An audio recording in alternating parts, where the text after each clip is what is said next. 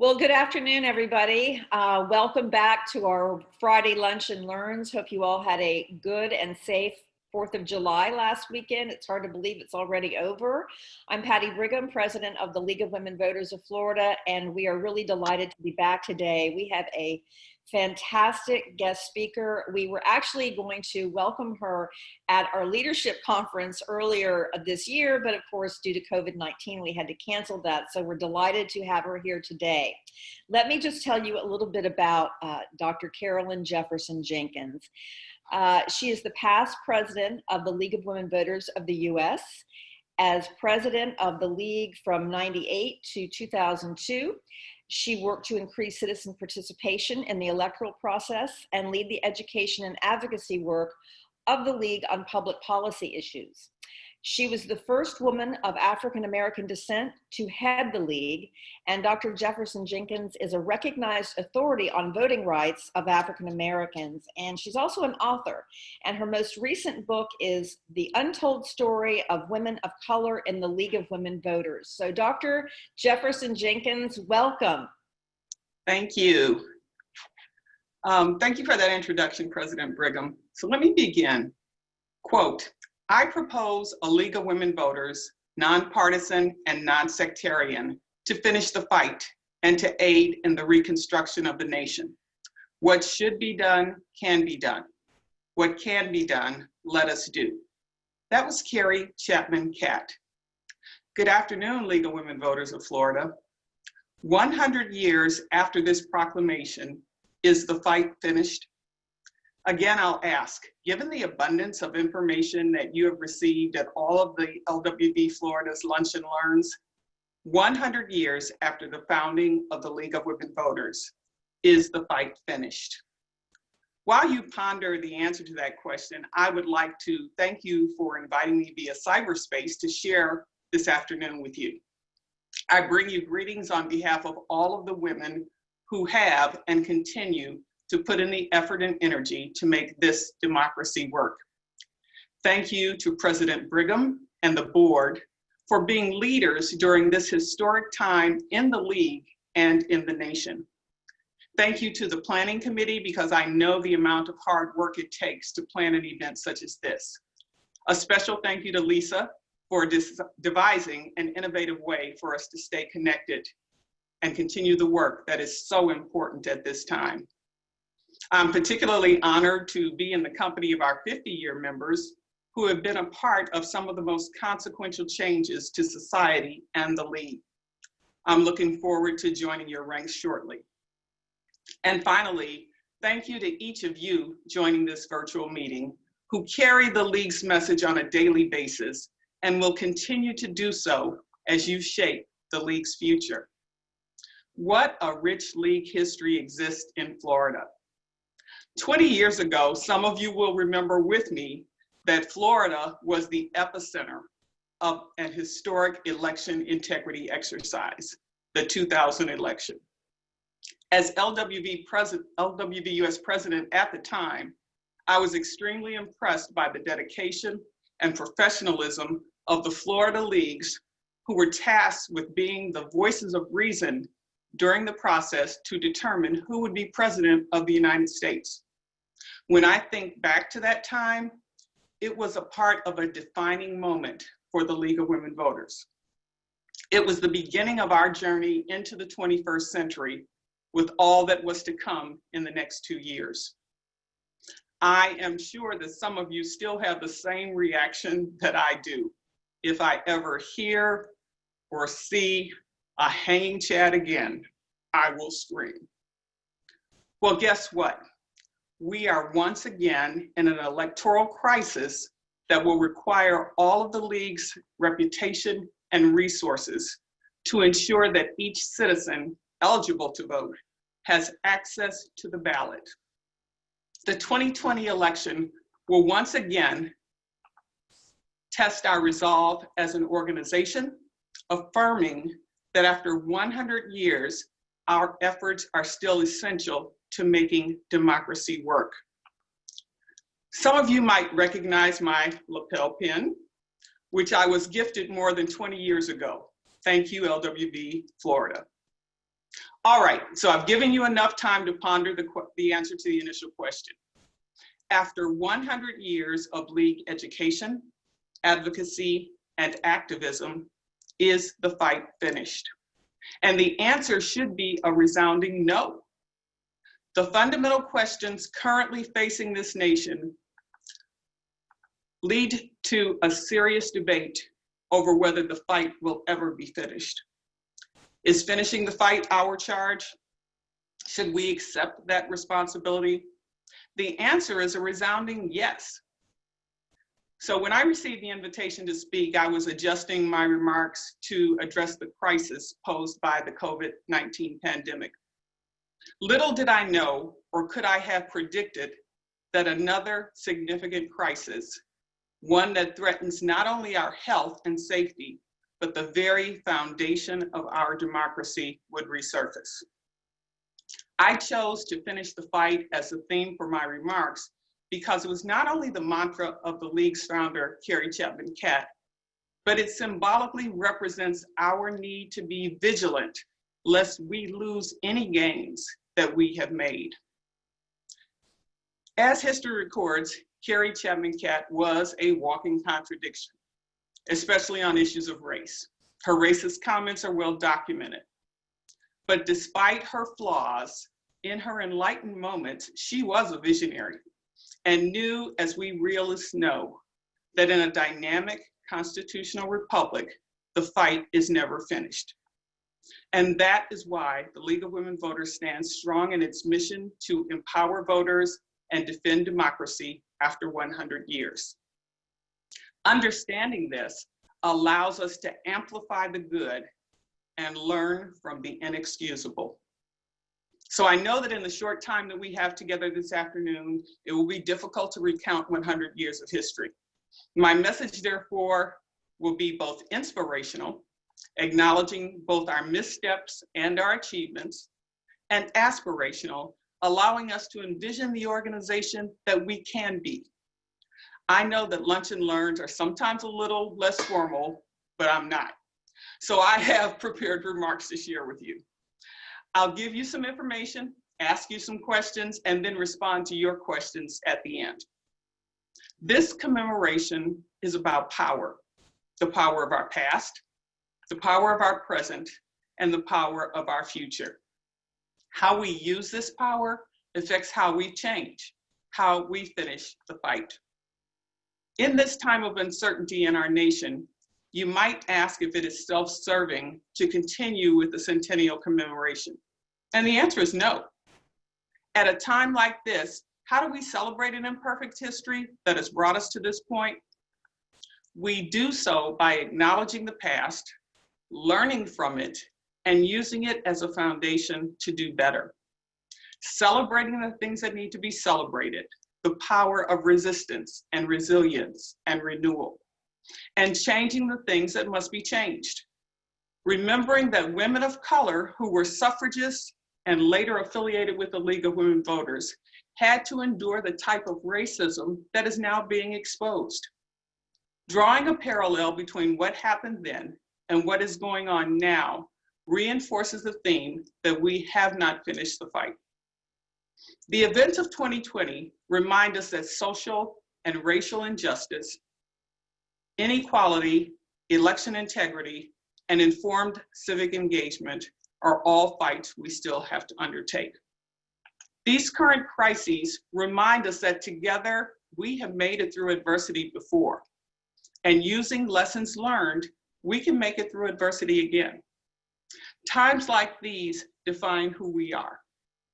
The current acts of kindness and unity amidst the violence and intolerance provide a blueprint for our future. They show that we are forever linked in the pursuit of justice, which is an overarching principle of the League of Women Voters, if we choose to actualize it. The New York Times editorial on April 9, 2020, entitled "The America We Need," concluded that from some of its darkest hours, the United States has emerged stronger and more resilient. Those sentiments can also be summarized in one of my favorite quotes by Barbara Jordan. the first African American elected to the Texas Senate, and the first Southern African American woman elected to the US House of Representatives and a League member, she said in her 1977 Harvard University commencement address, and I quote, "What the people want is simple, an America as good as its promise."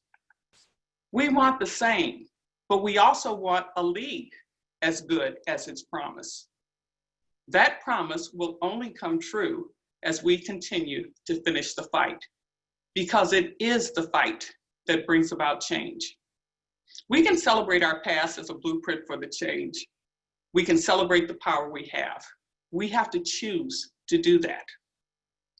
There are obvious fights for the league, like getting out the vote from your home and how to combat online election misinformation. These are fights we cannot forget because they are interwoven into our very fabric. But there are other less obvious fights where we now find ourselves compelled through our mission to act. That is what we are called upon to do here today. We can turn this moment into a movement. With all the fights before us that we still have to finish, the challenges of overcoming history can feel overwhelming. So for just this one day, I am limiting my request to you. I have decided to use my platform as the only woman of color to serve as the League's national president in its first 100 years to challenge you to finish one of our most important fights, a fight that can be finished during this centennial year, the fight to give women of color the recognition that they deserve in League history. We live in interesting times, times in which race and gender are still at the forefront of our conversations. This is not new, but historically rooted in the growth of our nation. Conversations of race and gender and how organizations reconcile their actions regarding these issues are more important now than ever. On February 14, 1920, the League of Women Voters came into existence, but the fight wasn't finished because the discriminatory philosophy that permeated the suffrage movement transferred into its legacy organization. On August 18, 1920, when the 19th Amendment was ratified, and on August 26, when it actually received the final signatures, the fight was not finished because women of color, including Native American women, were still being subjected to racist barriers to voting. When the first elections of 1920 were held, women voting was at 36%. So the fight was still not finished for white women either. Each fight, fueled by hopes and dreams, was often stalled by reality. The iconic photo of the 1913 suffrage parade that we have chosen as the image to represent us tells a powerful story. The story of women whose resilience was the catalyst for change. But it is not a complete story. The question is, what story isn't it telling? It does not reflect the hard decisions that were made and the complexity of the conversations that took place regarding participants of color. The story it doesn't tell is that of the heroism of Ida B. Wells Barnett of the Alpha Suffrage Club of Chicago, who, despite the national leaders' insistence that women of color march at the back of the parade, refused to do so. The history of this organizational dynamic provides insight into the tensions between the League and its members of color, which exist to this day. I urge you to stop using this photo as the only representation of who we are. The history that many portray of the suffragists and the League is a romanticized, sanitized version of accomplishments and achievements, the things we're most proud of, mentioning challenges only in the context of our external challenges on our activities or issues. Our representation of history is similar to taking a selfie, using filters, getting the right angle, getting the right lighting. We want our heroes to be perfect. That's only human nature. History reminds us, though, that they are just people. History is messy, uncomfortable, sometimes unbelievable, particularly on issues of race. But from acknowledging these unpleasant truths, can come a brighter future. It is indeed an honor to share with you a celebration of women who persevered despite being discouraged. Women who have previously been relegated to the footnotes of history, but who from this day forward will receive their due. We need to at least finish this fight. Adding the story of these women does not take away from anyone else's story. The League and other organizations commemorating the passage of the 19th Amendment cannot continue to marginalize or render invisible the contributions of these women or include them as an afterthought. These organizations must make sure that the voices of women of color are heard. Their voices offer a unique perspective.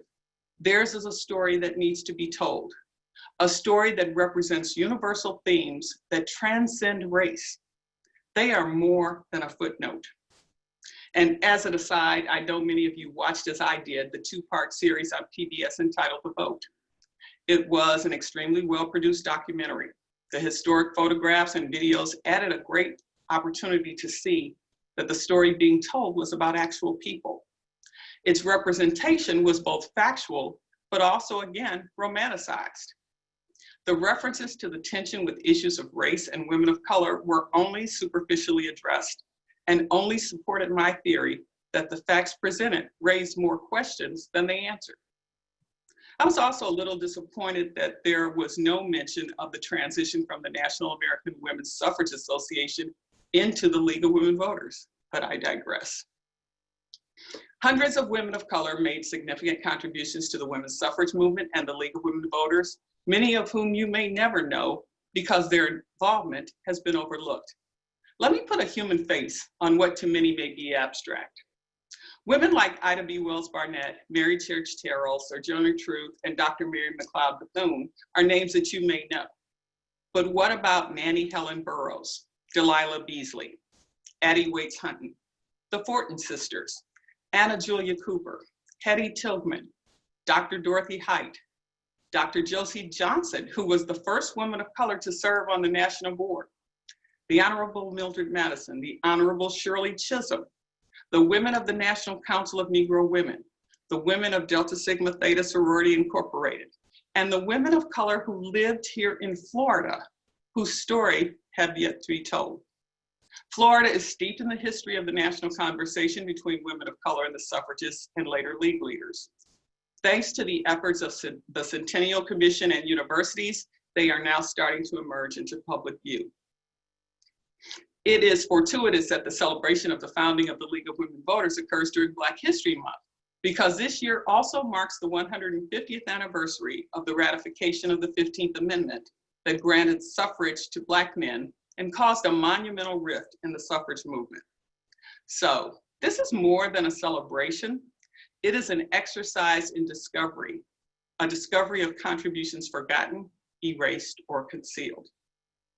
As we all know, the League of Women Voters was born from the struggle for the right to vote for women. And I'm here this afternoon to remind you that women of color were there too from the beginning. But for them, the ratification of the 19th Amendment was not the universal celebration it was reported to be. The fight was not finished with the ratification, because then women had to make voting a habit.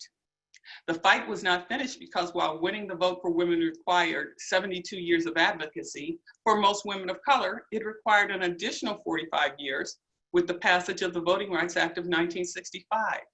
And as you well know, Florida did not ratify the 19th Amendment until May 13, 1969. So as the nation commemorates the 100th anniversary of the ratification of the 19th Amendment, the suffrage movement, and the achievements of its legacy organization, the League of Women Voters, we must acknowledge that the history of the League is a paradox. It is a story of strategic choices and recurrent themes of controversy, compromise, and collaboration. It is a story of constant tension between principle and practicality. And it is in the spirit of this history of resistance and resilience and renewal that I offer my remarks. So I don't know about you, but as I age, I find it's easier to remember things if I can relate them to something. So because 2020 holds such significance, I was reminded of the game 20 Questions. So with your indulgence, I want you to join me in a modified version. I'm going to present you with 20 facts and pose 20 questions for further contemplation. They're not in any particular order, and they were selected not as an exhaustive list, but because they represent recurring themes in our history that are still evident today. As I watched the PBS series, I found my questions just as relevant. So let's get started. Fact: women of color saw suffrage as an important goal. They were there too from the beginning of the movement, but their contributions have been overlooked, erased, or included as an afterthought in many centennial celebrations. Question: if the suffragists were true to the principle of universal suffrage, why was the relationship with women of color transactional, dismissing them when convenient for the greater good? Fact: the 1913 suffrage parade, used to symbolically represent the suffrage movement, tells a powerful story of perseverance and power. What it doesn't tell is the strategic decision to marginalize women of color by relegating them to positions at the rear of the parade, or hoping they wouldn't show up at all. Question: why then do we continue to use this as the primary symbol to represent the movement and the League? Fact: the 1920 ratification of the 19th Amendment was not the universal celebration it was touted to be. Women of color had to advocate for an additional 45 years without the full force of League support. Question: what would have happened if the League used its momentum gained with the victory of the passage of the 19th Amendment to secure universal suffrage for women of color, who were instrumental in securing the passage? Fact: at the League's first national convention in 1921 in Cleveland, a group of colored women proposed to League leaders that the League assist colored women in achieving the full privileges of suffrage. Because of the threat of Southern delegates to walk out if the proposal was presented before the delegate body, the board decided to hear the proposal separately and instead established the Special Committee on the Study of the Negro Problem, which was neither advertised throughout the organization nor funded. Florida's representative, appointed in 1922, was a Mrs. Harriet Longden of Daytona Beach. Question: why make this choice of practicality over principle? Fact: according to the US Census, some 500,000 African American women could, in theory, vote in states where their male counterparts were enfranchised. But in the South, African American men and women remained disenfranchised through state-imposed literacy tests, poll taxes, and violence. Question: what tangible actions did the League take in the 45 years until the passage of the Voting Rights Act of 1965 to aggressively secure voting rights for women of color in all states? Fact: from the 1920s to the 1950s, League national leadership allowed for the establishment of colored leagues. They were not really leagues, but units in Oakland, San Francisco, Los Angeles, Chicago, St. Louis, and Tacoma, Washington. There were also 2 Indian leagues in Wisconsin.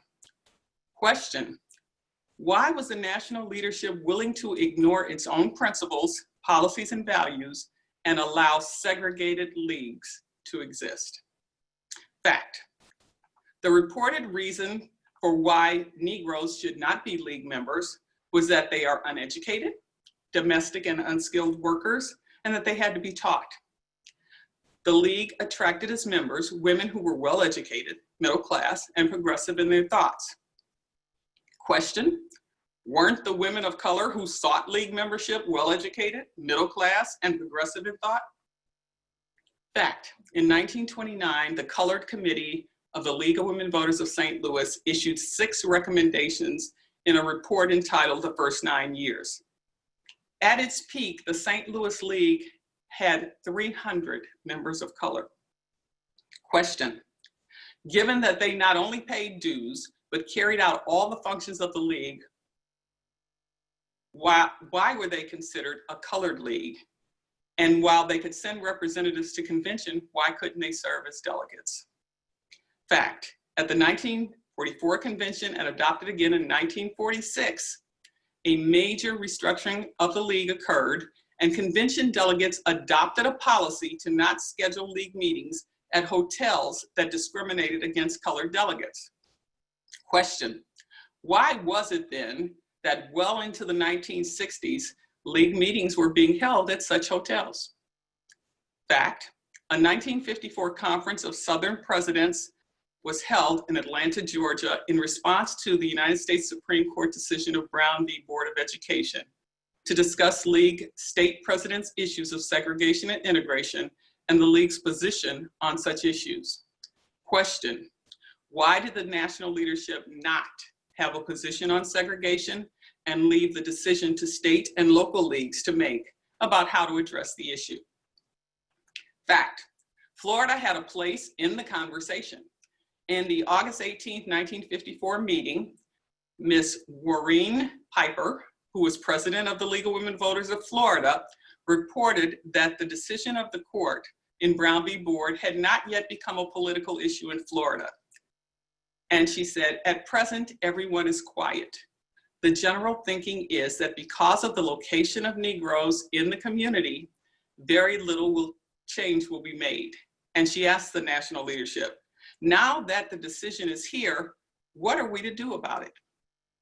Question: what conversations would have caused the League of Women Voters of Florida not to take the lead in the conversation about implementing the court's decisions?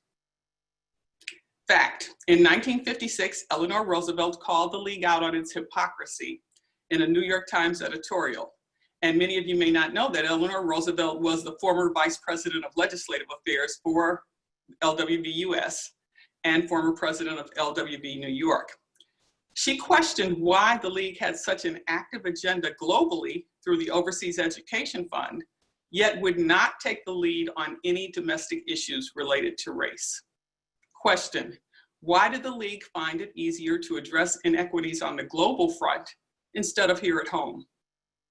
Fact: based on available data, league membership of African Americans never exceeded 5%.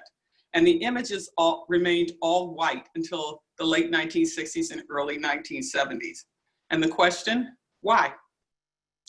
Fact: in its October 1966 edition, Ebony magazine, the premier magazine spotlighting achievements of African Americans, wrote a 6-page article about the League of Women Voters, in which it interviewed 20 women of color from 15 states across the nation. Yet whenever requests were made to the league for such data, the response was that no such data was formally collected. Convention demographic surveys up until 1970 ask about everything except race. Question: why didn't the league leverage the visibility from this opportunity in Ebony magazine to increase outreach to members of color? Fact: centennial celebrations that mention women of color focus on the same finite set of women: Sojourner Truth, Mary Church Terrell, Ida B. Wells Barnett, and Dr. Mary McLeod Bethune. Few research further to access the names of hundreds of women of color who made significant contributions. Question: can you name 20 women of color from Florida? If not, why not? Fact: out of more than 480 leaguers who have served on the national board over its 100-year history, there have only been 18 Black national board members. And between 2010 and 2016, there were none. Question: why hasn't the importance of having women of color's voices at the table been a league priority? Fact: in 1970, a League Black Caucus offered recommendations at the 50th anniversary convention. At their insistence, for the first time, demographic data on race was collected. Question: why weren't the recommendations acted upon and sustained as part of the organizational structure? Fact: the league has conducted independent self-studies every decade from 1929 through 2018. Each one says the same thing about league membership composition. Each one mentions the lack of diversity as a problem for the organization and recommends more outreach. Question: as an insightful organization, Why was the League content to be known as a white women's organization? Fact, the League of Women Voters has systematically marginalized the contributions of women of color during its first 100 years through its strategic choices. Question, when will we correct this egregious action? Finally, fact, Carrie Chapman Catt proposed the League of Women Voters to finish the fight. She said what can be done should be done, what should be done, let us do. Question, 100 years after the founding of the League, have we done all that we can do to finish the fight? I pose questions because I don't have all the answers. After years, decades, and generations, how do we change the narrative of memory? How do we normalize the behavior we need to create the League that we want? These questions give us a glimpse of who we have been. My question to you is, who do we want to be? Why do we still need to finish this fight? Because it is time. Time that we acknowledge the past as a prelude to our future. Time that we celebrate the contributions of all women who through passion, purpose, and perseverance shaped the League of Women Voters. It is time to elevate the contributions of women of color from the footnotes to the mainstream narrative of League history. A 100-year celebration is not an ending, it is just a beginning. Our legacy is in the balance. The current national conversation on race brings to the fore the League's internal struggle with its relationship with its members of color and the broader societal issue of race. Current events underscore the importance of valuing all people. To finish this fight takes power, and this power comes from our history, the lessons learned, and the commitments we will make to the future to do better. We cannot hold the nation accountable if we do not put our own house in order. Our power is the stories we remember, the stories we tell, the stories we create. That power is currently being put to the test. So I come before you this afternoon, now more than 20 years since my election as president, to honor the stories of the women upon whose shoulders I stand. Understanding the power in the totality of the League story is what is needed. Celebrations are not just about the good, but lessons learned when we are not at our best. So how do we celebrate knowing that the history of the organization is flawed? We do so by committing to use the power gained to move us forward in the future. We know that passion plus purpose plus perseverance equals power. That is our legacy. I had the opportunity to serve on a panel of former living national presidents at the LWVUS convention when we celebrated the 90th anniversary in Atlanta in 2010. We were asked to share a couple of examples of major accomplishments during our presidencies. And it was interesting to hear a repetition of the vital components of making democracy work. We each talked about voter turnout, campaign finance reform, civic knowledge, election reform, diversity and representation, civic participation, and healthcare reform. The consistency of these themes attests to the fact that even when we think an issue is finished, it is not. These issues are all indicators measuring the soundness of a democracy. But what was evident to me, and I articulated to the delegates in the room, was that there still was not a significant representation of women of color in that room or in the membership of the organization. So as I stated then and continue to state now, the unfinished fight for me remains the valuing of all women as contributing members of the League. There was a deep internal struggle not only for the League as an organization, but for women of color as well. Was the desire to affiliate with the League worth the degradation to which they knew they would be subjected? Still, they persevered with power. So there are certain truisms that we must accept. The League has always struggled with issues of race, which followed from the suffrage movement. The League has struggled with its relationships with its member of color. If the League is to be true to its principles, it must acknowledge these truths and make an intentional effort to address them. So I'm constantly being cautioned that this topic might make people uncomfortable. My response is that this won't be the first time that a league discussion or action has made people uncomfortable. It occurs every decade.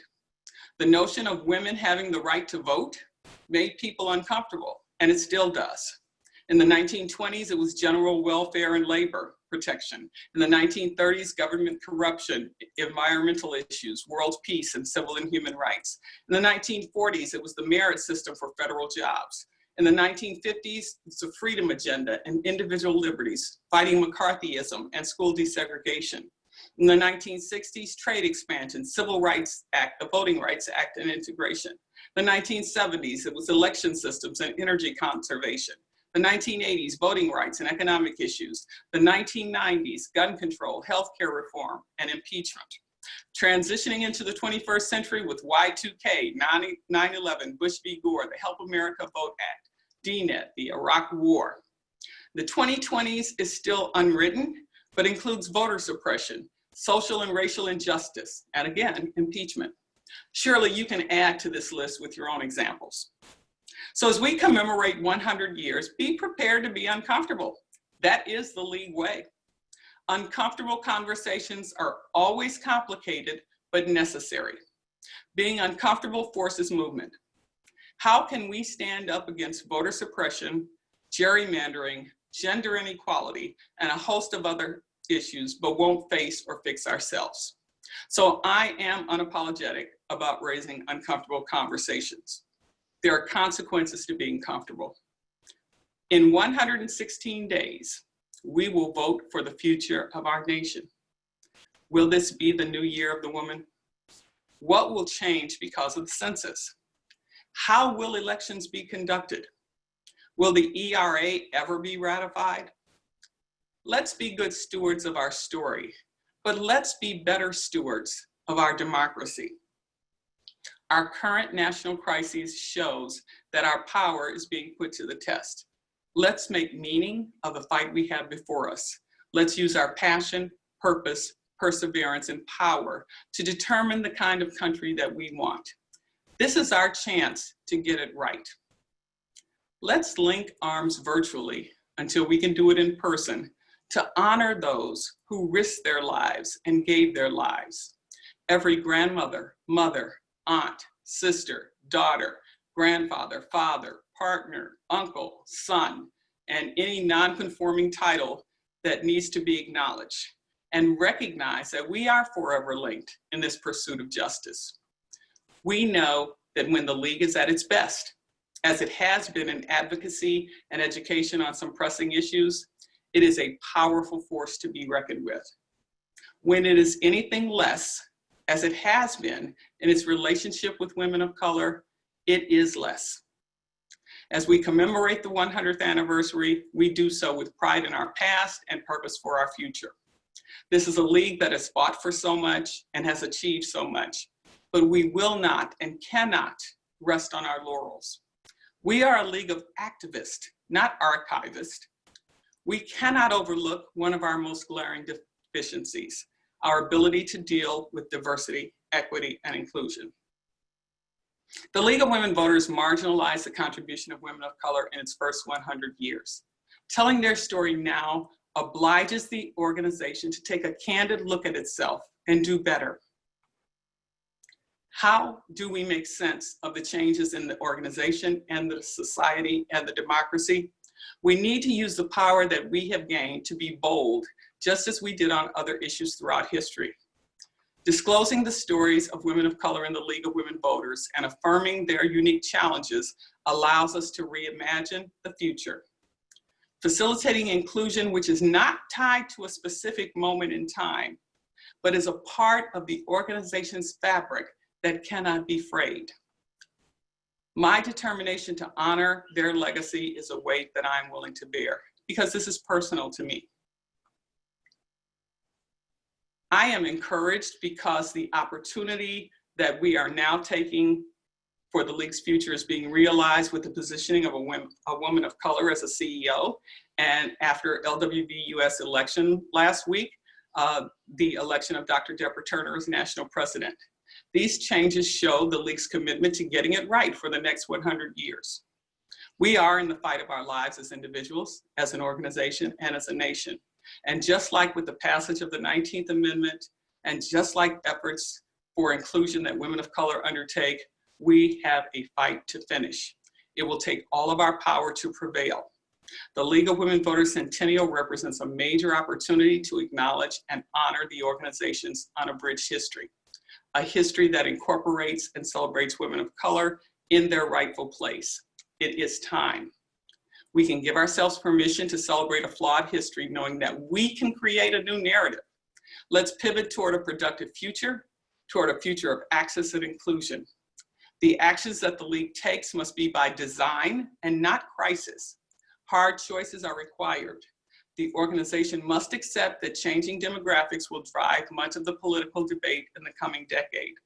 The League must position itself to embrace that premise or risk being left on the sidelines of history.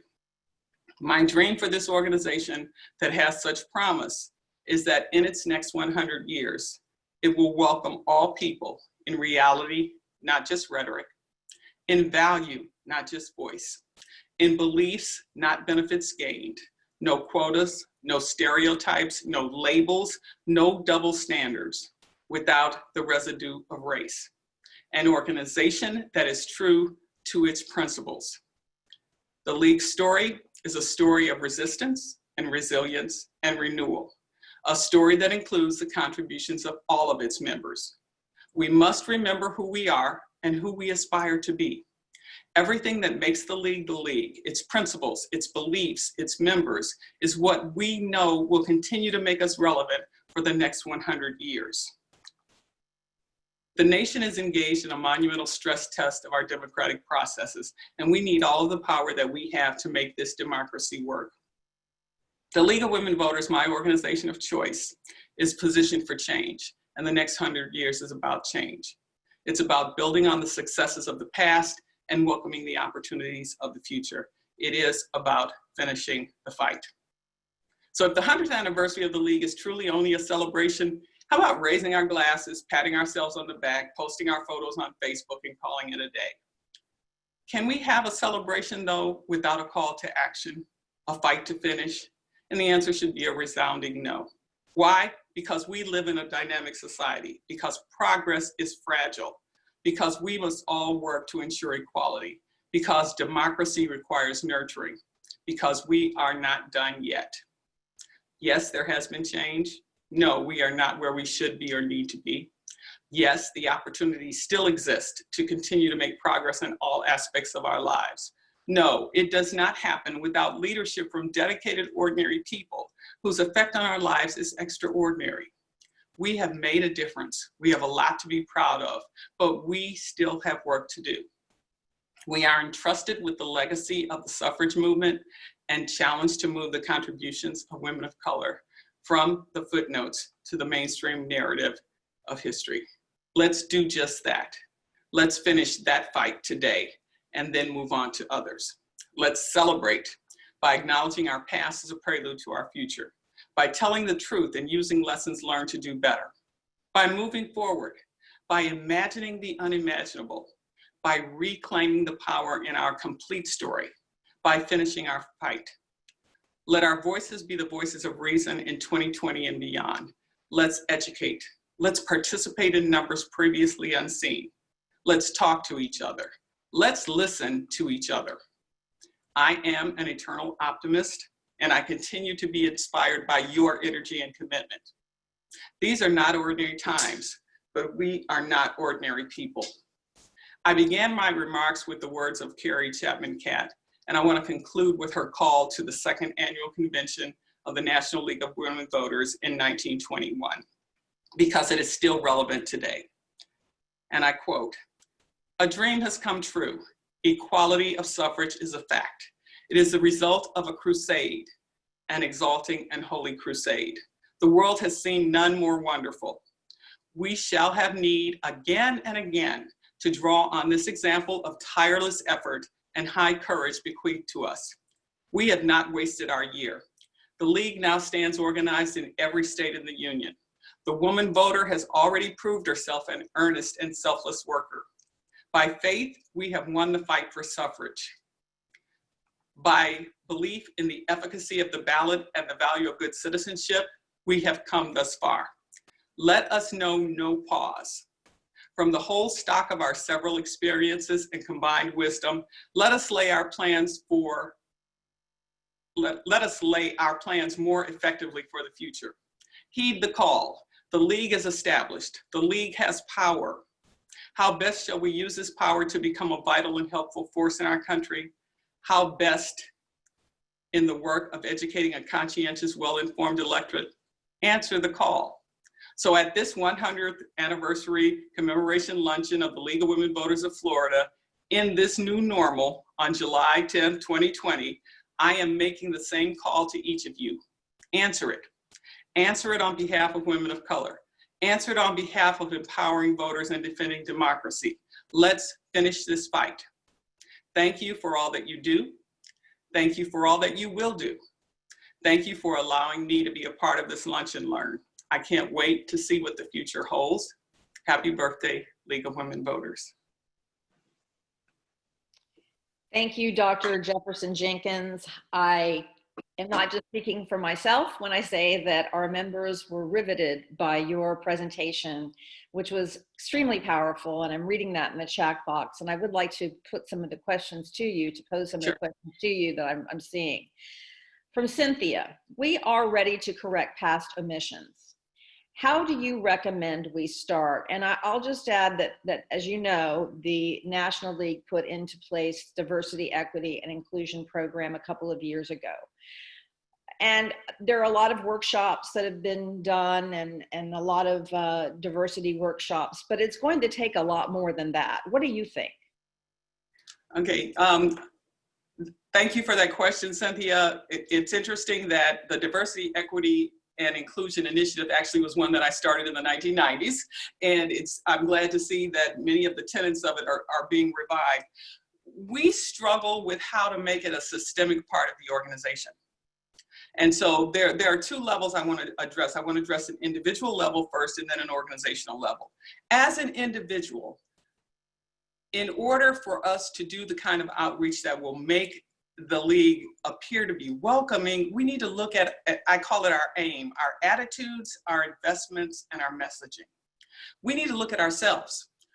What are we doing in our sphere of influence and our circle of friends to move outside our comfort zone? Stop looking at differences and start looking at similarities. Women who affiliate with the League of Women Voters have the same issues that you have. So one of the things, one of the tangible things that you can do is stop expecting people to come to you. If there are activities going on in different communities, go there on a regular basis, not transactionally like you want something from people, but go there because you're interested. And the interest will be reciprocal, because people know that you're interested. If you go only on a transactional basis because I need you to help me with voter registration, or I need you to look at something for me, that's not a good relationship. That will not be sustainable.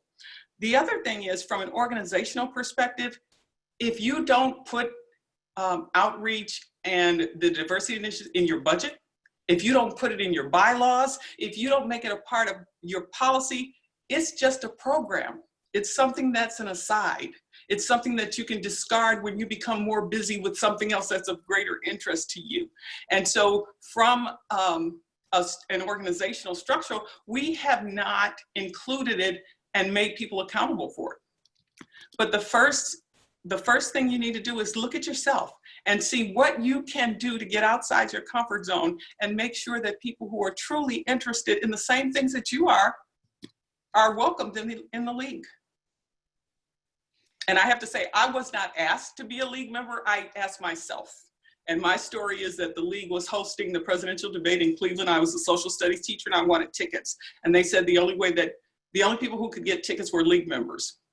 And I knew about the League, but never thought it was an organization for me. So I wrote a check, joined the League, and started showing up at the board meetings and figured out what you do. So always be careful who you open your door to. But you have to be willing to accept people. We have to be a welcoming organization and stop using that suffragist photo as the representation of the League, because you're not going to get anybody if you don't see anybody that looks like you. Let me pick up on that. There's been a lot of discussion about that regarding the suffragette photos. You mentioned the marches in your many facts and questions. How do you feel? What kind of message does the marching today, wearing the white suffragette outfits from the early 20th century, what kind of message does that send to women of color? Okay, so I can't speak for all women of color. And as a historian, I know the history behind the wearing of white, because during that time, white fabric was the most inexpensive fabric. So it allowed for more people to have it. But when I see that photo, it reminds me of a segregated time in the organization. And so I understand historically why people continue to wear the white and the sash, and because I was representative of what was going on at the time. But behind that group of women wearing white, all women didn't have on white. Other women in that parade had on their college regalia, they had on their nursing. So all of the women in the parade did not have on white, just the ones up front, because it symbolized purity and integrity and whatever else they wanted to, but it was the cheapest fabric.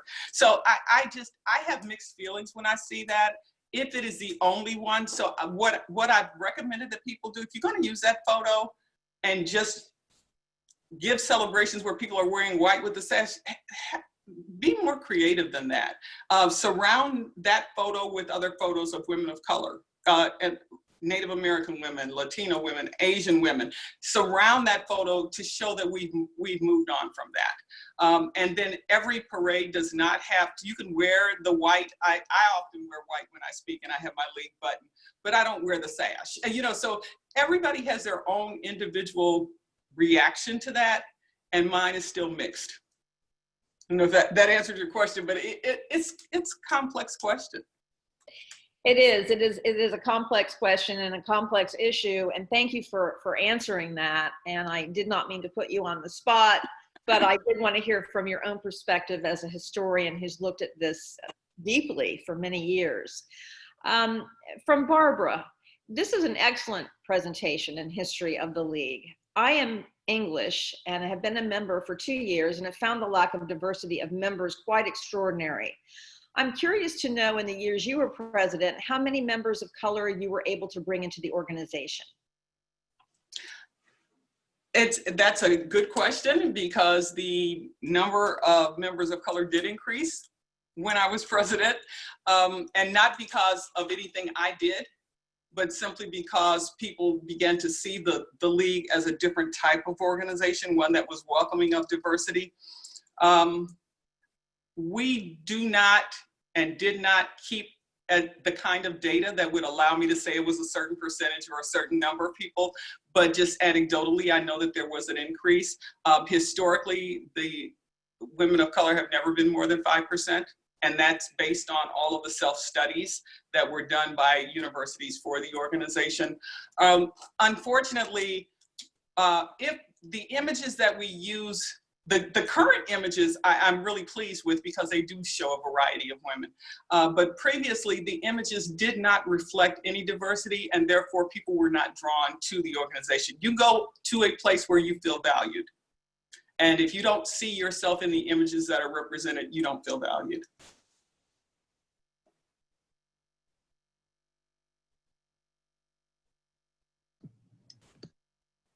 I'm sorry, I can't. Oh, I'm sorry. I was on mute. I apologize.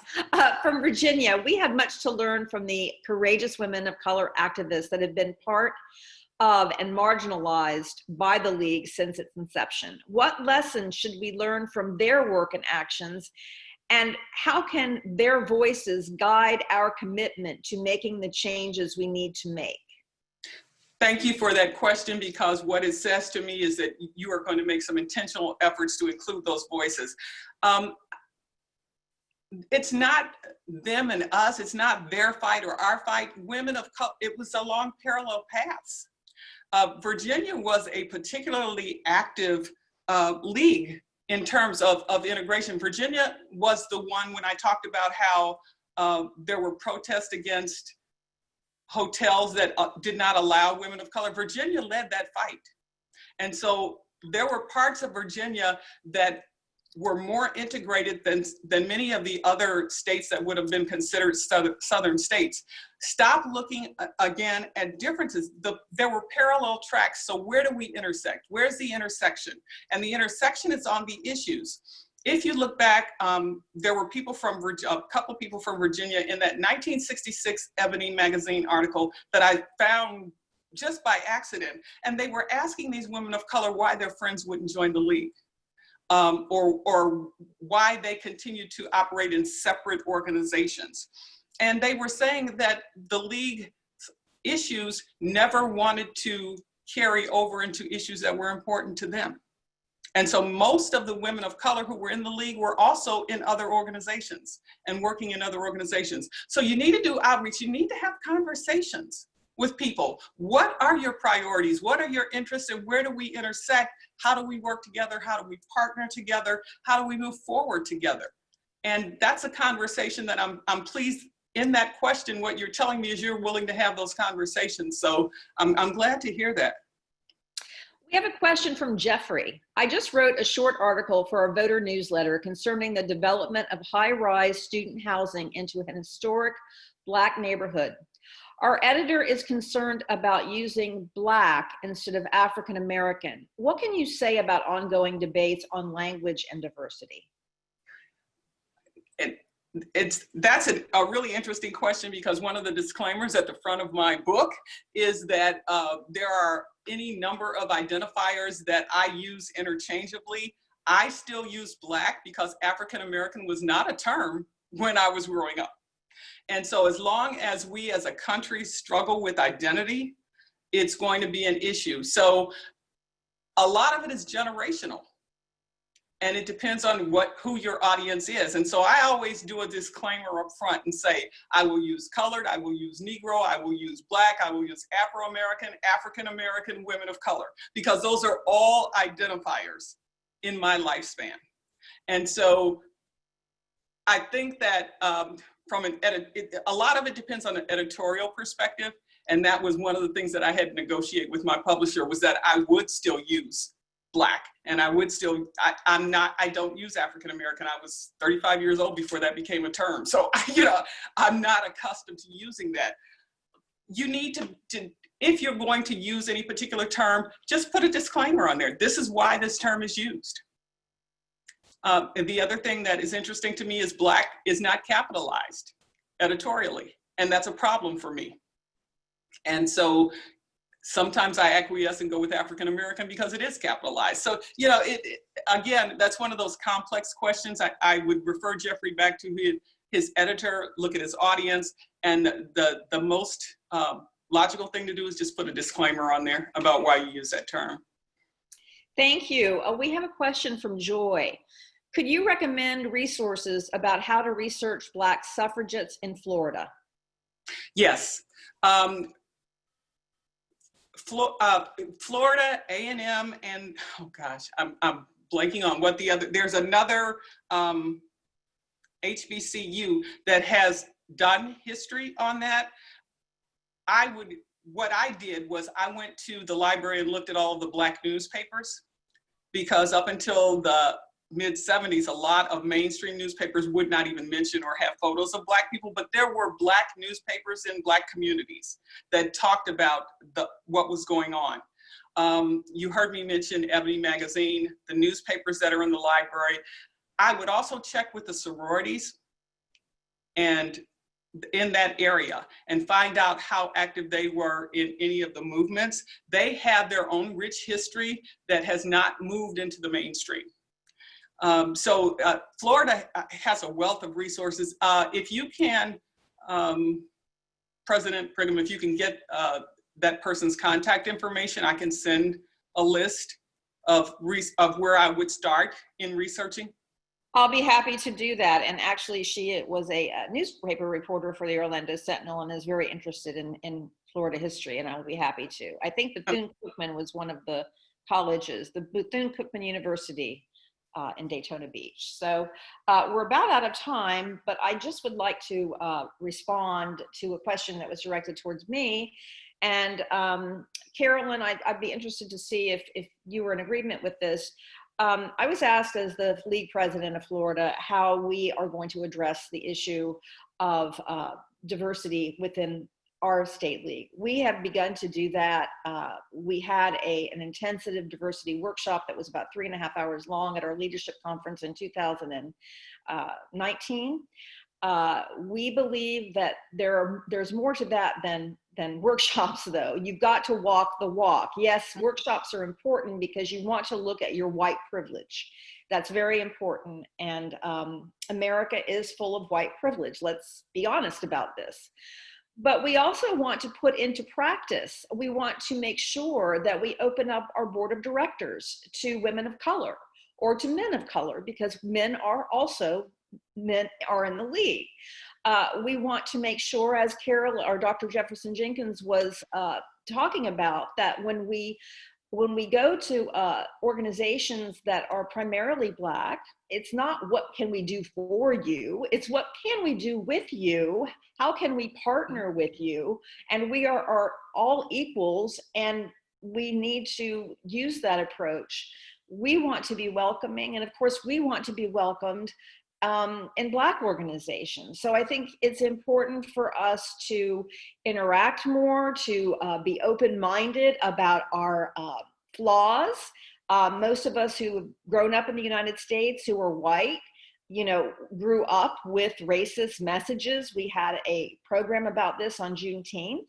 So I think it takes a lot of self-searching and just a lot of opening up yourself to interactions with people who are different from you, not just in color, but in class or in jobs or whatever. But I think really truly diversifying your local leagues, the way to do that is to work with your members who are leaders, who are women of color, and put them into positions of leadership and ask them if they want to be in positions of leadership.